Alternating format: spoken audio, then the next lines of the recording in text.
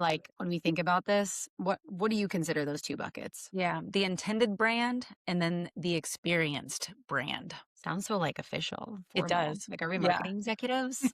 Yeah. Welcome to Don't Tell Me About Yourself, the podcast where old school hiring meets a modern reality check. I'm Lorna Erickson.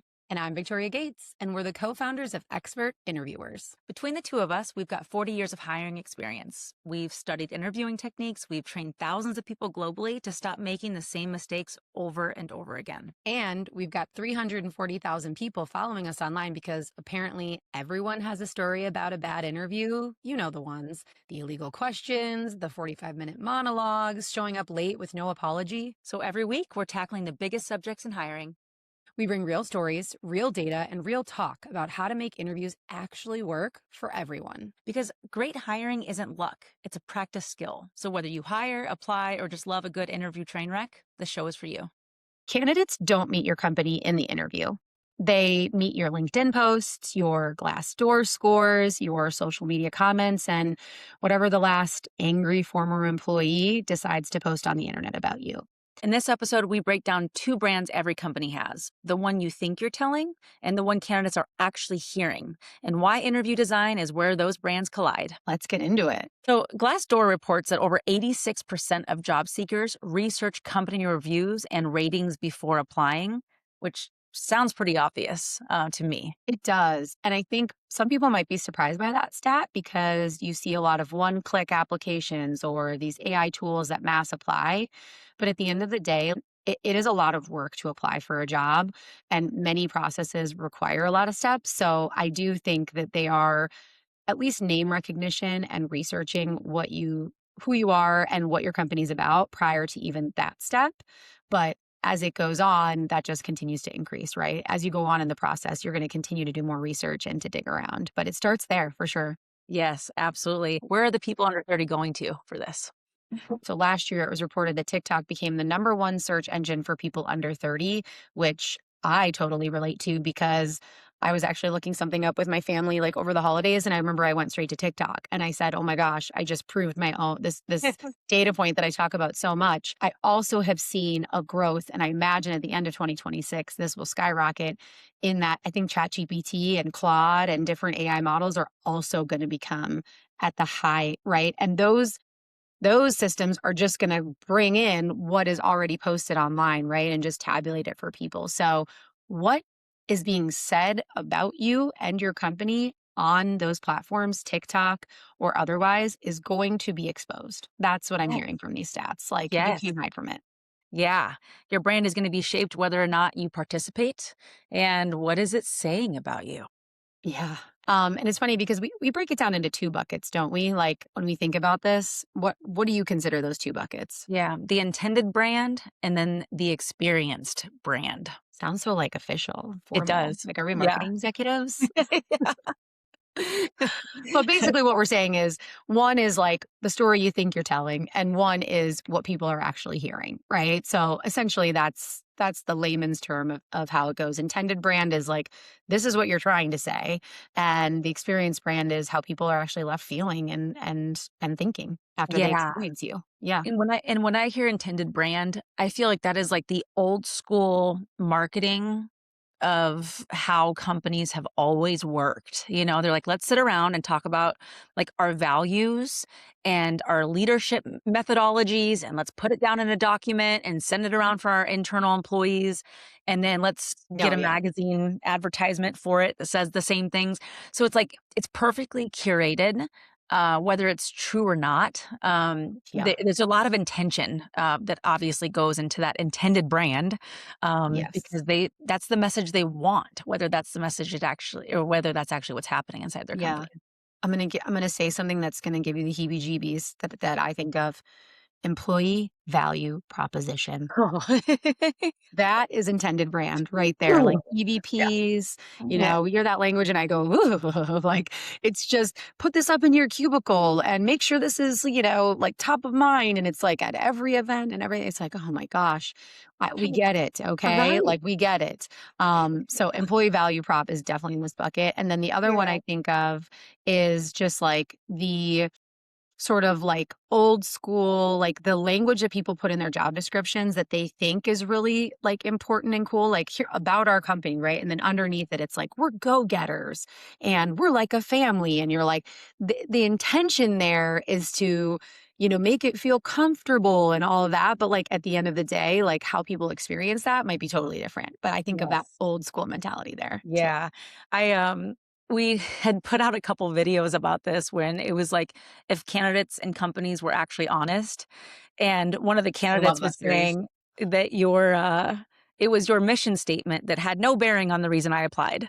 And then the hiring manager of the company said, "Oh, that's great. Actually, we did that on a retreat one time and I haven't looked back at it since." It's like it truly doesn't mean anything to the candidates, and I Uh-uh. get that it might be a guiding North Star for companies, but candidates don't care about that.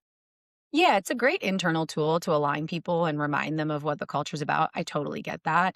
But at the same time, is that an effective way to just is that you just want to rely on that for candidates to understand your brand? You're doing a disservice to yourself for sure. Yep, Because what they actually end up experiencing, right? Like through that is they're gonna go online, as we've said, that double digit numbers for those things have and they're gonna watch those day in the life videos, and if you've only been relying on this polished statement, and then they go on and they see a day in the life video of someone at your company, they're gonna be like, "That doesn't really look like the same." So there's that disconnect can be created very quickly if you're solely relying on that intended brand. yep, yep. Another thing I think about with experience brand is just like those reviews. I mentioned the angry former employee. We always say when I go out to dinner and I have an amazing meal, I'm not running to write about it like on TripAdvisor, Google, whatever, right? Like I'm not doing that. But when I have a bad one, like I want everybody to know about it. And it's the same thing here. So if you're not sure what your worst employee is saying about you, you're doing yourself a disservice because candidates are experiencing that. They are seeing it. It is out there. And Glassdoor is the most popular, one of the largest ones that does it, but they might be seeing it in a number of different forms, those LinkedIn posts, et cetera. But that's a big one for me. Yes. The worst candidate experience and the worst employee experience is going to be your loudest brand out there in the market, unfortunately. And I don't know of many companies who are brave enough to seek that out themselves. Like, what is our actual Yeah. reputation out there? I wonder Can how be many scary. companies are It can be actually scary. being, I get that. yeah, intentional But- about figuring that out? Right. But going online and looking at the Reddit threads, going and looking at Glassdoor, searching your company name in TikTok, you're not going to ever be able to know what's privately being said about you. Like, I get that. If I have a bad experience and I go to you, Lorna, and I have a one on one phone call or conversation, you're not going to get to know that. But you do have the ability to search what's publicly out there for you. And unfortunately, you don't get to choose which brand candidates are going to believe. Are they going to believe the person who's writing about you on Glassdoor or posting a video on TikTok about their horrible interview experience, or they're going to believe your mission statement and your polished brand? So you do have to pay attention to both because if you're only paying attention to one, you are risking that the candidates out there, and just your peers, anybody, right, Totally. are just really relying on what is being said in the experienced brand space. This is just like human nature. Like I don't buy a stapler without looking at the reviews on Amazon. Do you know what I mean? Like I'm not going to the Yeah. stapler's mission statement to be like, "Hey, what do we think here?" No, I'm going to real people to say like, "Does this staple?" You know? It's like that's Yeah. what I want to know. I think too, something I think about in this space is like the intended brand feels very like company communicated, like a company is communicating this out. An experienced brand feels like employee communicated, like an employee is participating in it, former, current, whatever. And so when I think about those things, it feels like the company is sort of communicating something hopeful, something aspirational, something they're striving for, and the employee is actually communicating the reality of it. So both are important. I don't think you should have one without the other. I think it's good to strive for something, a north star of sorts, but also you need to know what the reality is like. So we covered the two brands, but I'm curious, where do we feel like this gets exposed during interviews? What and how does this gap get exposed between what people are feeling and what they're seeing? Could be something as simple as companies saying like, "We're extremely organized," and then you have 5 people on the interview process that cancel and then reschedule and then cancel and then reschedule and then cancel. And you're like, those things definitely are not aligning. It could be something as simple as we have a really great like work life balance. And then these hiring managers are like emailing you and calling you at all hours of the day and night. I mean, you're like, you're working right now. Am I going to be expected to like work at Yeah, those same times too? absolutely. And one of my personal favorites is the transparency thing. We're very big on transparency, and then when they're like, "Great, well, what is the salary for this role?" We'll tell you in about five or six steps. When we give you an offer Right. letter, that's when you'll know what the salary is. I'm like, when that kind of stuff comes up, I'm like, you are not transparent, right? Right. You do not match up. What Hypocritical. Hypocritical. exactly? Yes. Yeah, it Or feels like the interview is kind of where all these claims that you've made get tested. Is you are now having to put your money where your mouth is. You said all these things and let's evaluate. And in this job market in particular, it can be heavy on the employer side. So they might not feel like they need to be as discerning here.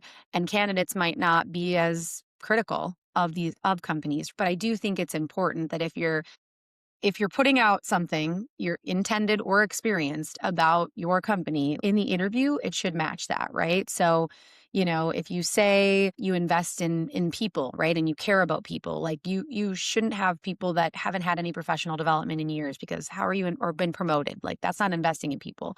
You say you care about people, you probably shouldn't be ghosting candidates that are going through your process. So, I feel like it really exposes the things that you're saying, and we know like, we've heard this everywhere that a candidate can be excited about a position and having a negative interview experience makes them change their mind like 83% of the time.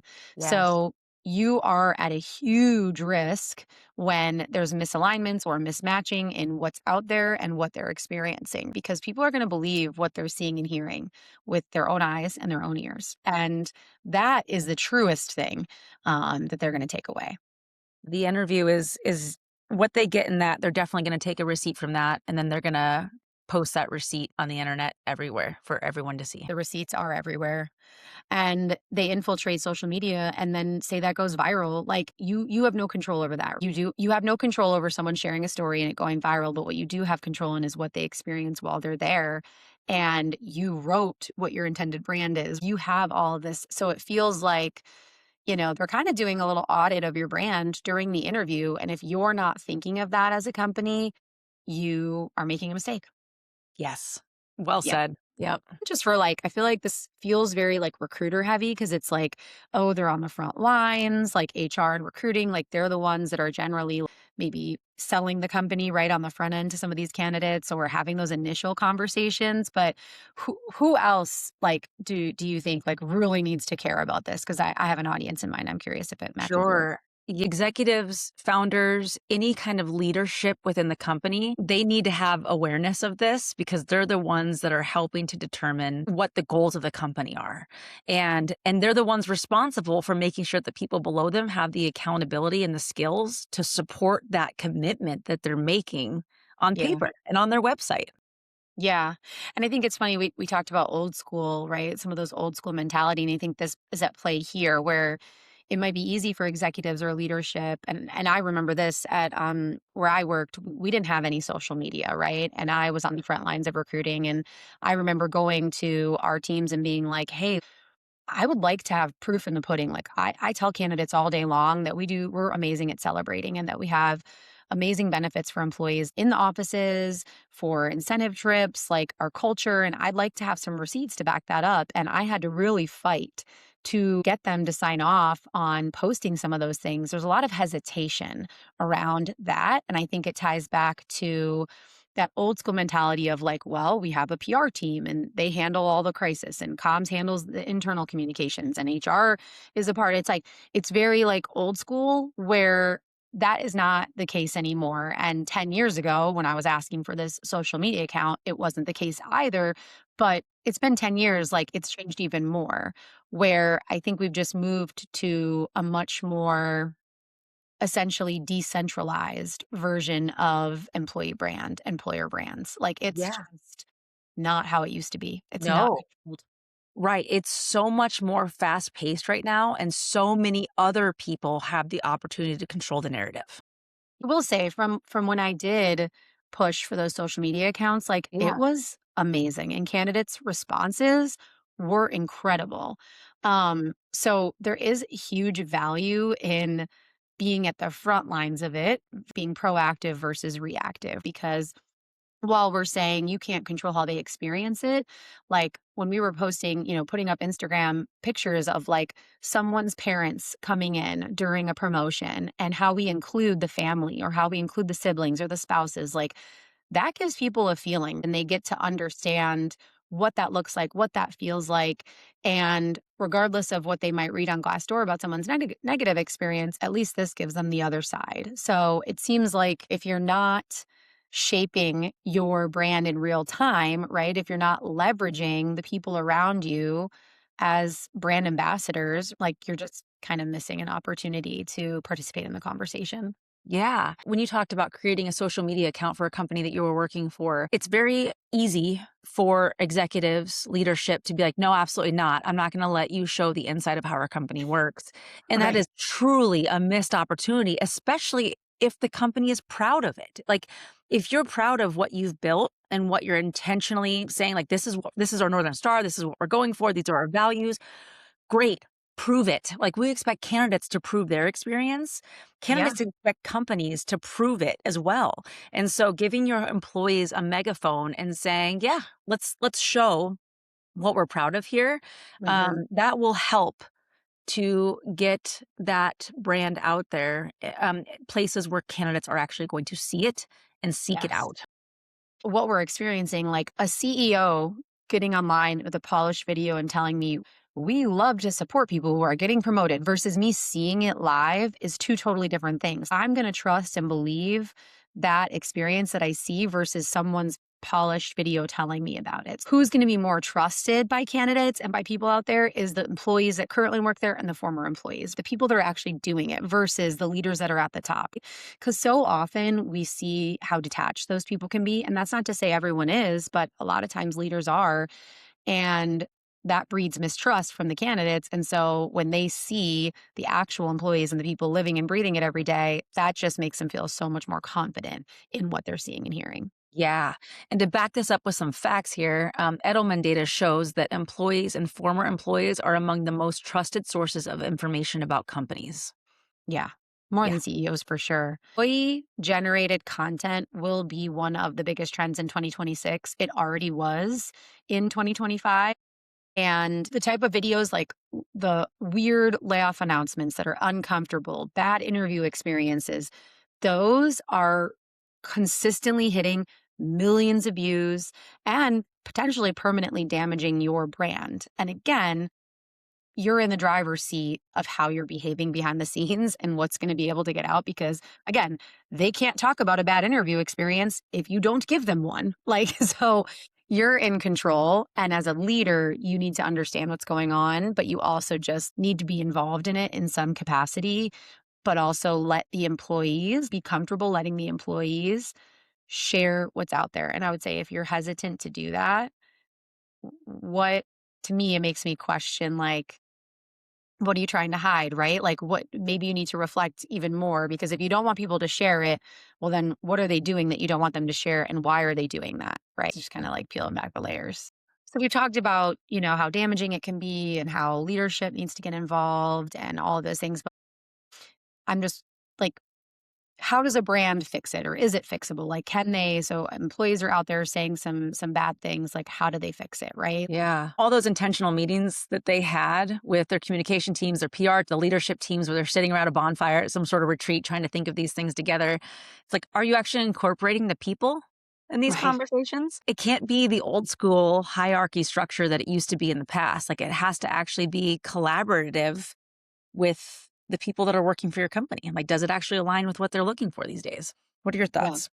I think at the end of the day, I don't think you can fix this with like a wave of a magic wand, right? I think you need to do some reflection and probably some things are going to come out. Maybe if you loosen the reins here a little bit on some of your exposure to what people are experiencing out there and you go and you look, like you're probably going to see some things you don't love and you're probably going to see some things that make you uncomfortable. But I think when I think about fixing it, the first step is really diving in and seeing what's out there, doing, an audit yourself and exposing yourself to the information, and then identifying where might be some of those places that you can look into to fix it. So if I were to search Victoria Inc. and there was a bunch of people on there saying that they had interviews rescheduled or last minute someone showed up that wasn't prepared. Well, that's a signal that, hey, I should probably look at that and have somebody fix that. If there was someone saying, well, like they wouldn't tell me what the salary was until the sixth round, I had to drop out. Well, okay.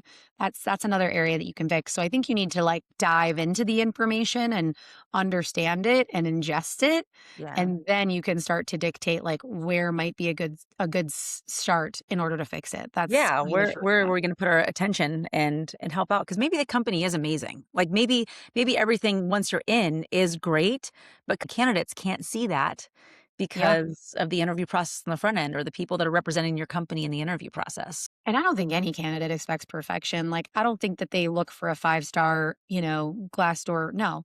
But are you consistent? Is what you're saying, what's out there and what you're saying in some way consistent, right? That's probably what it is for me. And where you can strive for is not perfection, not a polished brand, not where everyone's saying wonderful things about you, five stars, but more so, are you working on the things you need to work on and are you being consistent with your Yeah. messaging? Yeah, Yeah. absolutely. Yep. Yeah. So if you do nothing else, I do think like the easiest place is like the first impression. The first impression people get of your brand is an easy place to start as well after you do that deep dive if you're feeling overwhelmed. There's moments that candidates remember, which is their introduction into the company, the first touch point with you in the interview process. That's an easy place to start. What is that like? It is What's that? easy. Yeah. Yeah. Establishing a very clear structure on the front end and then sticking to that structure helps candidates to build that trust. Respecting their time, and that could be as simple as just showing up for the interviews when they're actually scheduled rather than pushing them back or switching the days. Um, and then transparency. I mean, I think we talk about this nearly on every single podcast, but making sure that the companies are being transparent about pay, and what to expect throughout the interview process the entire time, and each time meeting those commitments.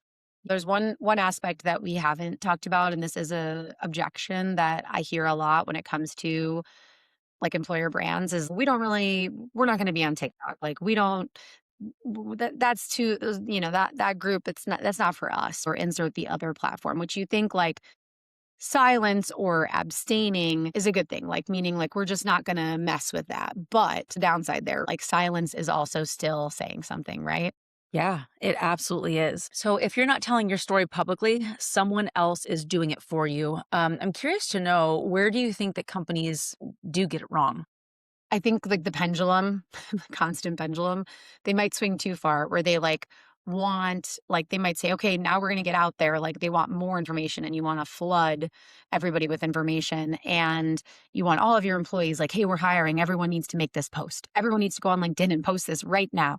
And it's like, that feels overproduced, that feels inauthentic. So I think when you overcorrect and or make it mandatory, that's gonna have an opposite effect. Don't you agree? I do agree. And And I've I done think that. Have you had to that po I've had to post a job online before. It's like, everyone must post this opening, and you're just like, "Okay." when it's forced, I think that stems from a fear of just letting employees speak unscripted. It's like, if your Totally. employees like working for you and there's a job that's open next to them, they're going to want to share that. Yeah. I think employee generated content can feel nerve wracking, but unfortunately, I just do not think you're going to, for those that are scared, you are not going to be able to avoid it. Okay. You shouldn't have been able to avoid it as long as you have.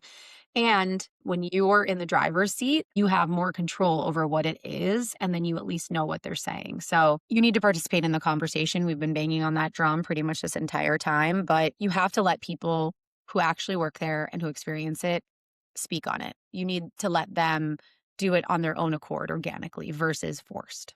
Yeah, and if what they're saying isn't absolutely perfect, that is okay. Like, nobody expects the company to be perfect, Yeah. but if they're being real, that builds trust with reputation. Unpolished, real content is going to beat that overproduced content every single time. And that's not just about performance of the content, but just in terms of perception and experience, that experienced brand that we talked about. So you need to just align those things up and be comfortable and encouraging of people sharing their experiences. And that's the recipe for how you fix this, how you don't overcorrect, don't go so hard on it, but also participate. And at the end of the day, you just need to be a participant in your own rescue. Yeah. So, moral of the story is interviewing and candidate experience doesn't happen in a vacuum. It's a public conversation. We've reiterated that with tons of data points today. It's insane. And so, if you're not shaping the story, you are reacting to it. Yep. That's where we're We're going to leave it. absolutely. And we'll see you next week.